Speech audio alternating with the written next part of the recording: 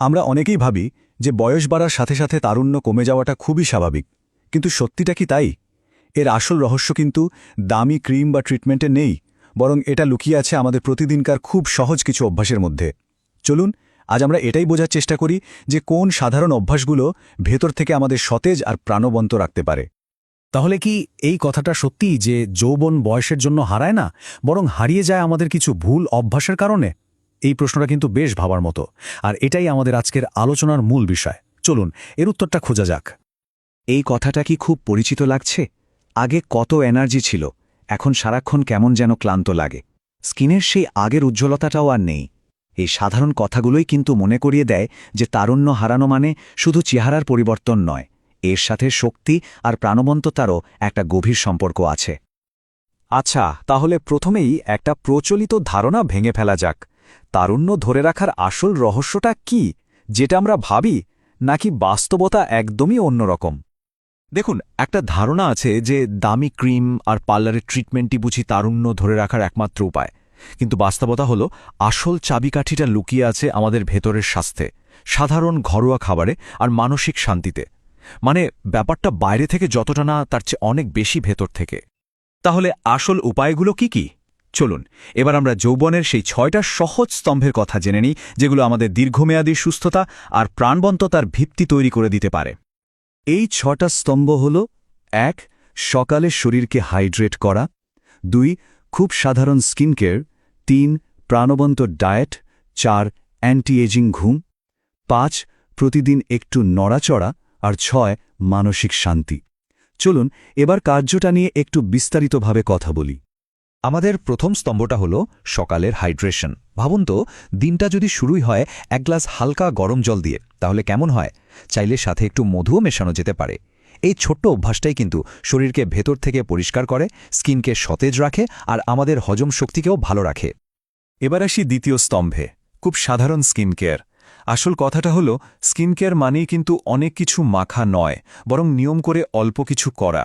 দিনে 2বার মুখ ধোয়া, রাতে একটা হালকা ময়েশ্চারাইজার, আর সপ্তাহে একদিন ঘরোয়া কোনো ফেস প্যাক। ব্যাস, এটুকুই যথেষ্ট। ত্বক যত কম কেমিক্যালের সংস্পর্শে আসবে, তত ভালো থাকবে। তৃতীয় স্তম্ভটা হল প্রাণবন্ত ডায়েট। একটা কথা মনে রাখা খুব জরুরি, আমাদের তারুণ্য কিন্তু আমাদের খাবারের প্লেট থেকেই আসে।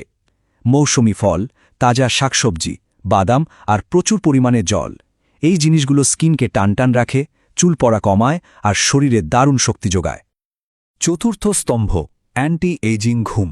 সত্যি বলতে 7 থেকে 8 ঘন্টার একটা ভালো ঘুম হল সবচেয়ে কার্যকর স্কিন কেয়ার। ঘুম যদি ঠিকঠাক না হয়, তাহলে অন্য কোনো কিছুই কিন্তু ঠিকমতো কাজ করবে না। তাই রাত জাগা বা ঘুমানোর আগে বেশিক্ষণ ফোন ঘাঁটাঘাঁটি করাটা এড়িয়ে চলাই বুদ্ধিমানের কাজ।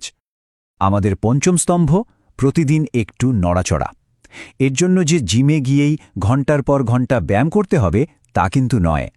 প্রতিদিন একটু হাঁটা, হালকা স্ট্রেচিং বা যোগব্যায়াম, এই অভ্যাসগুলোই শরীরে রক্ত সঞ্চালন বাড়িয়ে দেয় আর স্কিনে একটা ন্যাচারাল গ্লো নিয়ে আসে। আর আমাদের শেষ এবং হয়তো সবচেয়ে জরুরি স্তম্ভটা হল মানসিক শান্তি। বিশ্বাস করুন, দীর্ঘস্থায়ী স্ট্রেস বা মানসিক চাপ সবচেয়ে দ্রুত আমাদের তারুণ্য কেড়ে নেয়। তাই অকারণে দুশ্চিন্তা না করে মানুষের সাথে মিশে আর নিজের পছন্দের কাজের জন্য সময় বের করে নেওয়াটা খুবই জরুরি। ব্যাস, এতক্ষণ তো আমরা অনেক কিছু জানলাম। এখন পুরো বিষয়টাকে এক জায়গায় নিয়ে আসি।